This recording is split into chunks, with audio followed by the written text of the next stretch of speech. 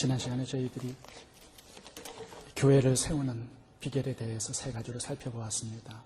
희생, 연합, 순종.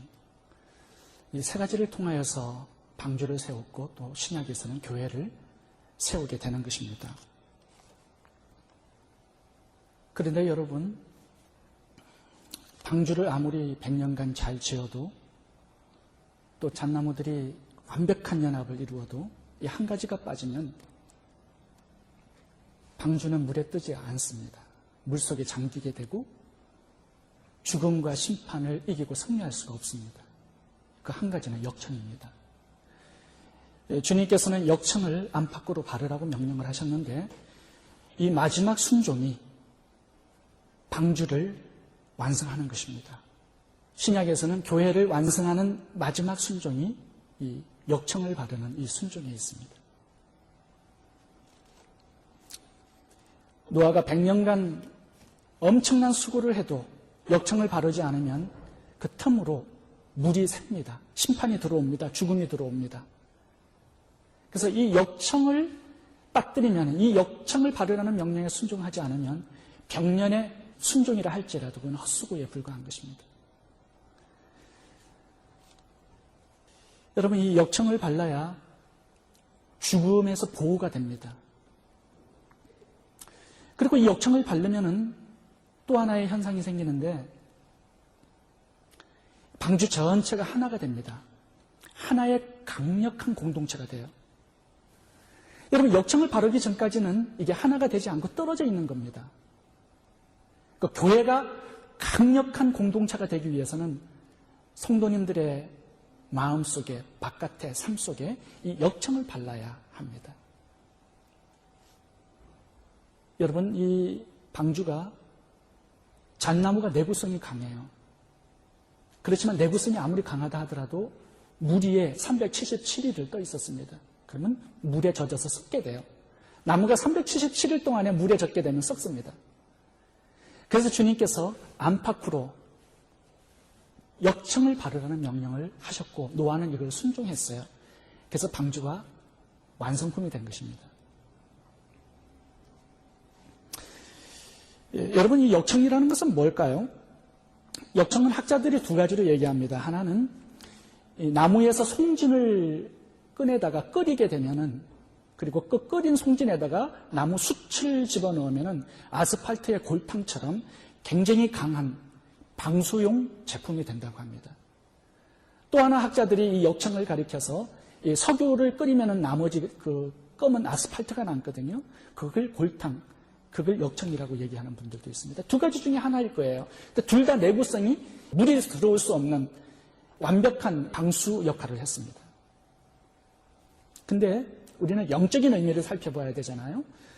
이 역청이라는 단어가 코페르라는 단어 히브리어를 썼습니다. 근데 이 코페르, 역청이라는 단어가 다른 성경에 굉장히 많이 나옵니다. 특별히 레위기서에서. 근데 레위기서에서 이 코페르라는 단어는 속죄라는 뜻이에요. 죄를 사하는 속죄. 레위기 17장 11절입니다. 육체의 생명은 피에 있으니라. 내가 이 피를 너희에게 주어 단에 뿌려 너희 생명을 위하여 속하게 하였나니. 코페르 역청입니다. 생명이 피에 있으므로 피가 죄를 사하느니라. 코페르 역청입니다. 죄를 사하는 것, 속죄, 이것이 코페르 역청이라는 거예요. 죄를 사하는 건 뭘로 사하는 거죠? 예수의 피밖에 없습니다. 그러니까 예수의 피가 역청의 상징으로 나타나는 것입니다. 그 피를 안과 밖으로 완벽하게 발라야만 그게 완성된 교회가 될 수 있다는 거고 완성된 성도가 될 수 있다는 겁니다. 이걸 빠뜨리면은 헛수고예요.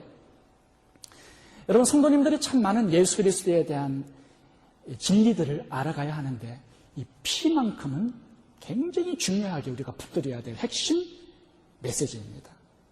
이게 있어야, 이게 발라져야 교회가 되는 거예요. 엄부의 권세가 이기지 못하는 승리의 교회, 승리의 성도가 될 수 있다는 것입니다.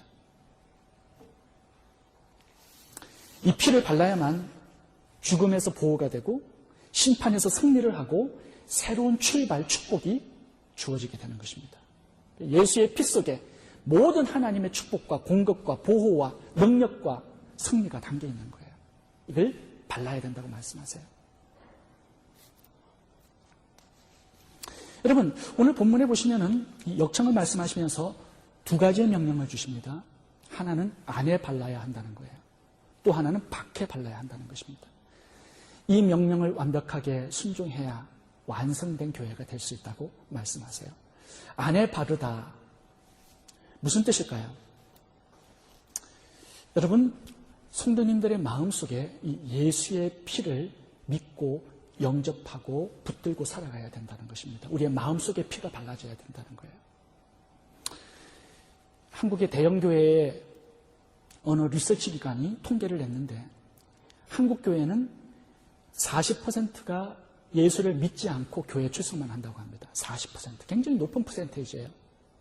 60%는 예수를 믿는다고 하는데 그 리서치하는 사람이 예수의 피에 대해서 설명해 보라고 그러면 아는 사람들이 많지 않다고 말씀을 하셨습니다.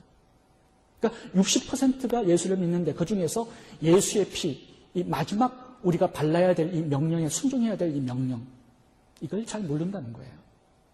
완성된 교회가 될 수 없다는 것입니다. 여러분, 우리가 오늘 성찬식을 했는데요. 이 성찬식을 한다는 건 주의 몸, 피를 받아들인다는 것입니다. 영접한다는 의미예요. 근데 이게 외식과 형식으로 끝날 수 있습니다.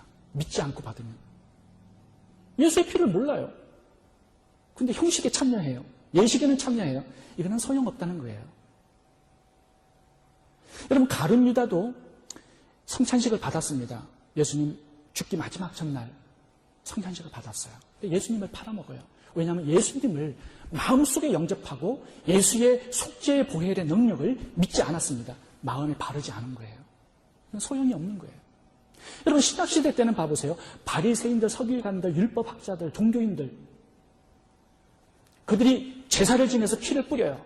예식과 형식은 있었습니다. 근데 예수의 피를 믿었는가, 받아들였는가, 영접했는가, 그렇지는 않았어요.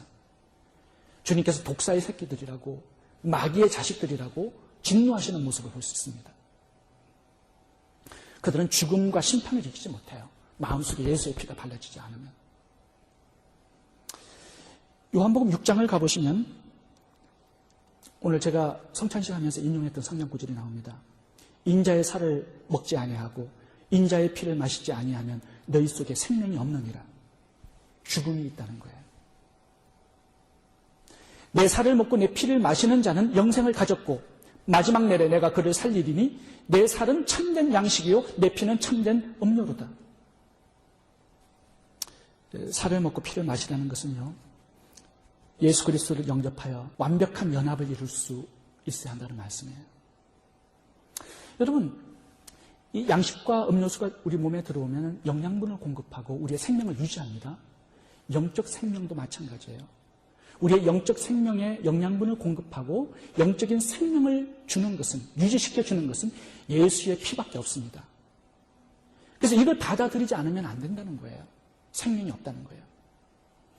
여러분, 먹고 마시는 것은 매일 해야 돼요. 왜 먹지요? 줄이고 배고프기 때문에. 왜 마시죠? 목마르기 때문에.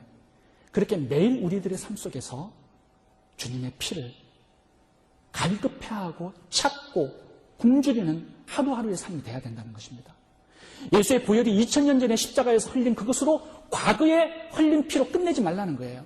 오늘 나의 삶 속에, 매일의 삶 속에 동행하고 함께하는 예수님의 보혈의 피가 돼야 된다는 거예요.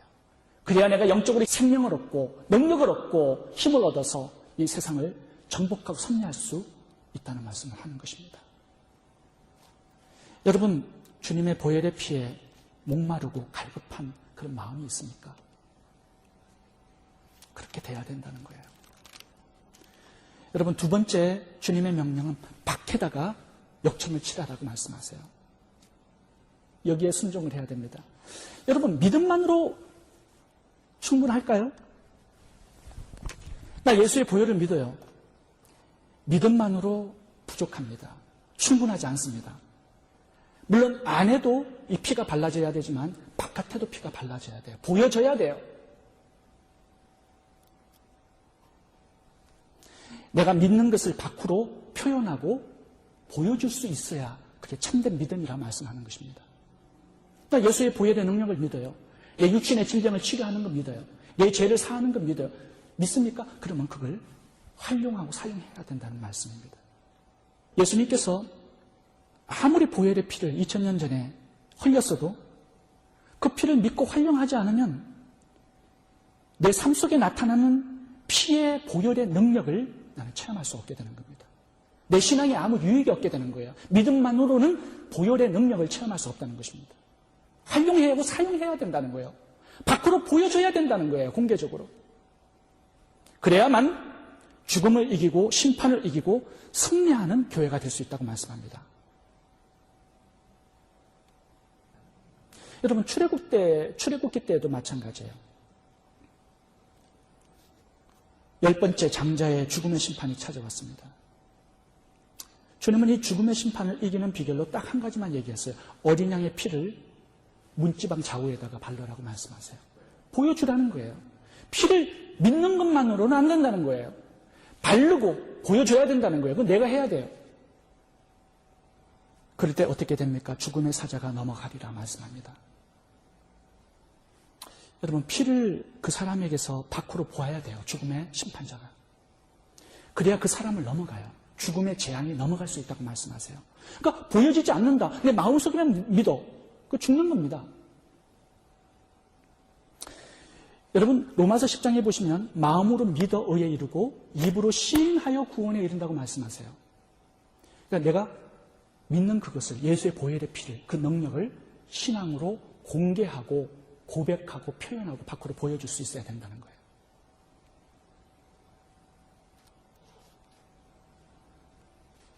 여러분, 기생 라합의 이야기를 보셔도 여리고성에 심판이 와서 모든 사람 다 죽습니다. 근데 그 심판을 이기고 승리한 사람이 한 사람이 있어요. 기생 라합. 근데 기생 라합이 죽음의 심판을 이기고 승리한 이유는 딱 한 가지입니다. 붉은 줄을 창가에 메었기 때문에 그래요. 어떻게 메었죠? 죽음의 심판자들이 밖에서 볼 수 있도록 메었어요. 여호수아 2장 18절입니다. 붉은 줄을 메고 내 부모와 형제와 내 아비의 가족을 다 내 집에 모으라. 라합이 가로되 너희의 말대로 할 것이라 하고 그들을 보내어 가게 하고 붉은 줄을 창문에 매니라. 예수의 피를 밖에서 보이도록 매달라는 것입니다. 그러니까 붉은 줄을 내 보이면 살고 이걸 보이지 못하면 죽는 거예요. 아무리 약속이 있어도. 생명이 예수의 피를 보여줄 수 있는가, 여기에 달려있는 것입니다. 여러분, 기생 라합이 그 창문에 붉은 줄을 매달고 매일 했던 것이 있어요. 바람에 날려갈 수 있어요. 또 다른 사람이 훔쳐갈 수 있어요. 매일마다 점검을 했단 말이죠. 예수의 피가 있는지 없는지를 매일마다 점검을 했다는 거예요. 이게 없으면 죽으니까 심판이 언제 올지 몰라요. 매일마다 점검하는 게 얼마나 중요한지 모릅니다. 2000년 전에 예수님께서 마귀를 이기셨습니다. 승리하셨어요. 근데 예수님께서 마귀를 이기시고 우리를 죽음에서 살리신 그 비결이 뭐냐면요, 예수의 피가 공개적인 피였다는 사실입니다. 흘린, 보여준 공개적인 피였어요. 여기에 마귀가 패배하는 거예요. 골로새서 2장 14절입니다. 정사와 근세를 벗어버려 밝히 드러내시고 십자가로 승리하셨느니라. 이 십자가는요, 예수의 피가 공개적으로 만일이 볼 수 있도록 흘린 장소였습니다. 요한일서 5장 5절입니다. 하나님의 아들이 나타나신 것은 마귀의 일을 멸하려 하십니다. 마귀의 일이 어떻게 멸하게 되죠? 패배하게 되죠? 예수의 보혈의 피가 밖으로 보여질 때. 그래서 계시록 끝에 가보시면은 마지막 이제 주님의 재림하시면서 영적 전쟁이 마귀와 한판 승부가 나옵니다. 근데 예수님께서 마지막 전쟁에서 싸우실 때 계시록 19장 13절 보시면 마지막 재림 전에 마귀와의 전쟁에서 예수님께서 나타나신 그 모습을 환상 중에 사도 요한이 보았습니다. 그런데 예수께서 피 뿌린 옷을 입고 전쟁에 나가 싸우시는 모습을 본 거예요. 그가 피 뿌린 옷을 입었는데 하늘에 있는 군대들이 희고 깨끗한 세마포를 입고 백마를 타고 그를 따르더라. 성도들이 그를 따르는데요, 뭘 앞장하는 거죠? 피 뿌린 옷을 보여주고 앞장 세우고 싸우는 거예요, 전쟁은. 왜냐하면 마귀가 십자가에서 예수의 보혈의 피에 패배를 당했거든요. 이 피에 앞으로 계속 패배를 당할 것입니다. 2000년 전에 흘리신 그 보혈의 피가 우리들의 선포 속에서, 입속에서 바깥으로 표현되고 공개될 때마다 마귀는 늘 패배하게 된다는 말씀을 하는 거예요. 그래서 성도들에게 이렇게 명령을 하십니다. 계시록 12장 11절입니다. 여러 형제가 어린 양의 피와 자기의 증거하는 말을 인하여 저를 이기었으니. 여러분, 예수의 피를 믿는 것만으로 안 돼요. 증거하는 말을 통하여서 이기는 거예요. 공개적일 때 예수의 피가, 바깥으로 보여질 때 마귀를 이기고 승리하게 되는 겁니다. 이게 방주의 역청을 바깥으로 바르는 그 원리예요. 심판자가 그걸 볼 수 있도록 만드는 것이, 6월절에 장자의 죽음의 심판이 다가왔을 때도 그 피가 보여질 때 죽음이 넘어가게 되었다 말씀하는 것입니다. 제가 주부에다가 우리를 제사장으로 부르셨다는 단어를 많이 적어놨어요. 근데요, 참 희한한 것은 구약에서 제사장의 주된 사역, 메인 사역이 뭐냐면 피 뿌리는 거였습니다. 근데 우리를 왕같은 제사장으로 삼으셨어요. 그럼 우리들의 주된 사역이 뭐예요? 피를 뿌리는 거예요.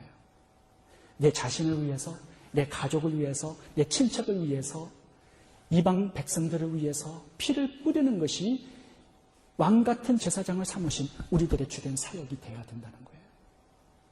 제사장들밖에 피를 뿌릴 수 없었어요, 구약에서는. 근데 오늘날은 모든 성도들을 왕같은 제사장으로 삼으셨습니다. 왜요?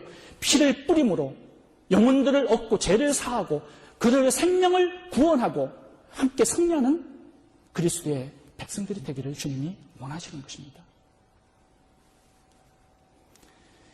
여러분, 피를 믿는 소극적인 신앙생활은 안 되는 겁니다. 이게 죽음을 이길 수 없어요. 심판을 이길 수 없어요. 승리할 수 없어요. 적극적으로 피를 공개적으로 표현하고 바깥으로 보여주는 이 적극적인 피의 신앙을 가지고 살아야만 합니다. 적용을 10가지 들고 마치도록 하겠습니다. 첫 번째 적용은 피를 가지고 기도하세요. 히브리서 10장 19절, 그러므로 형제들아 우리가 예수의 피를 힘입어 성소에 들어갈 담력을 얻었나니. 이 피를 가지고 하나님께 기도하러 나가는 거예요. 하나님, 그냥은 안 받아주십니다. 죄인들을 안 받아주세요. 피를 가지고 나오는 그 자를 받아주시는 겁니다.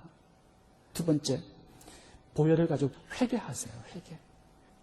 여러분, 내 죄는 물론이거니와 내 자녀들, 배우자, 시부모, 이웃, 그들의 죄를 내가 대신 회개하고 예수의 보혈로 용서해달라고 하나님께 기도하는 거예요.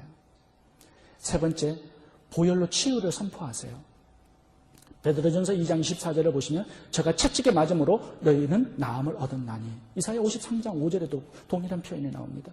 예수님이 피를 흘리심으로 이미 치유를 받았다고 선포를 하셨어요. 그 말씀을 가지고 질병이 있는 그곳에 예수의 피를 선포하세요. 나는 이미 나았다. 예수의 보혈로 치유를 받았다고 선포하세요. 네 번째, 우리의 삶의 모든 물건에다가 피를 뿌리는 겁니다. 왜냐하면 히브리서 9장 21절에 이런 말씀이 있어요. 피로서 장막과 섬기는 일에 쓰는 모든 그릇에 뿌렸느니라. 그러니까 모든 그릇에 피를 뿌려요. 우리의 자동차에, 우리의 직장에, 우리의 모든 사용하는 도구 속에 이걸 거룩하게 구별하여서 하나님께서 쓰시는 모든 도구들이 될 수 있도록 그렇게 피를 뿌리라는 것입니다. 다섯 번째, 예수의 보혈로 악한 영들을 대적하라. 야고보서 4장 7절에는 마귀를 대적하라 그리하면 너희를 피하리라 말씀합니다. 뭘로 대적해요? 예수의 보혈에 피를 뿌리고 대적하는 겁니다. 청주의 강경교회 이종한 목사님이 계십니다. 그분이 개척하러 그 교회에 들어갔을 때 그 지역이 전부 다 무당집들이 판을 치고 있었답니다. 그러니까 교회가 될 수가 없죠. 영적인 분위기가 너무나 어둡기 때문에. 근데 매일마다 이렇게 돌아다니면서요, 손으로 무당집을 향하여서 예수의 피를 외치면서 한 집 한 집 돌아다녔대요.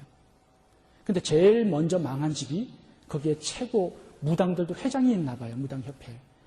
그 회장집이 망하는 모습을, 문을 닫는 모습을 보게 되었대요. 근데 나중에 차례차례 하나씩 무당집이 문을 닫기 시작을 하는 모습을 이종환 목사님께서 보셨다고 합니다. 그리고 그 교회에 그분의 개척교회가 성전 건축을 완공할 수 있었습니다.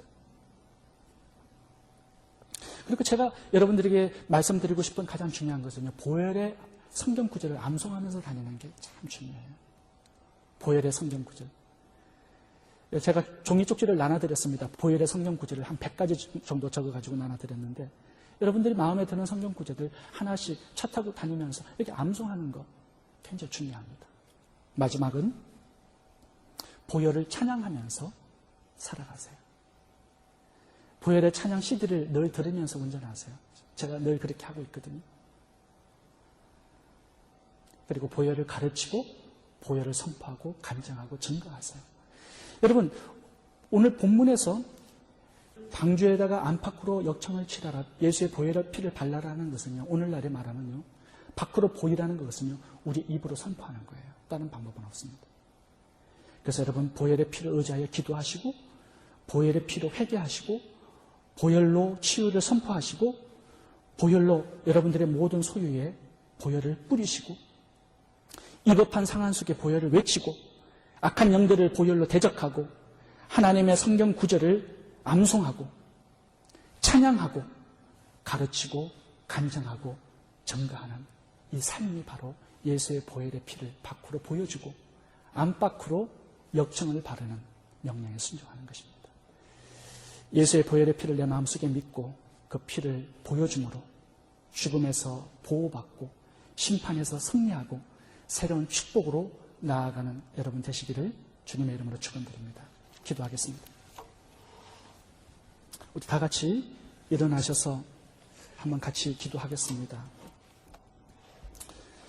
우리 기도할 때 하나님, 내 생각과 마음에, 내 눈에 예수의 보혈의 피를 뿌려주소서. 내 자녀들의 삶 속에 예수의 피를 뿌려주셔서 이 세상의 죽음의 심판으로부터 보호해 주시고 그들의 미래를 복되게 인도해 주옵소서.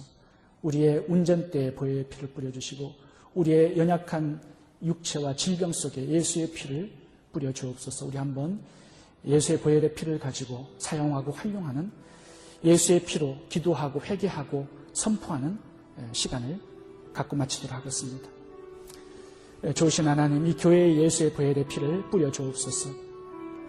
성도님들 가운데 예수의 보혈의 피를 뿌려 주시고 그들의 직장과 비즈니스와 사업에 예수의 피를 뿌려 주시옵소서. 우리의 죄악에 예수의 피를 뿌려 주시고 우리의 부정한 감정 속에 예수의 피를 뿌려 주시옵소서. 우리의 부정한 입술 속에 예수의 피를 뿌려 주옵소서. 우리의 두 귀에 예수의 피를 뿌려 주시사 하나님의 말씀이 잘 들릴 수 있도록 도와주시고 우리의 생각 속에 예수의 피를 뿌려 주셔서 하나님의 말씀을 잘 깨달을 수 있도록 도와주시옵소서. 예수의 피를 날마다 외치고 선포하고 찬양하고 간증하고 살아갈 수 있도록 도와주옵소서.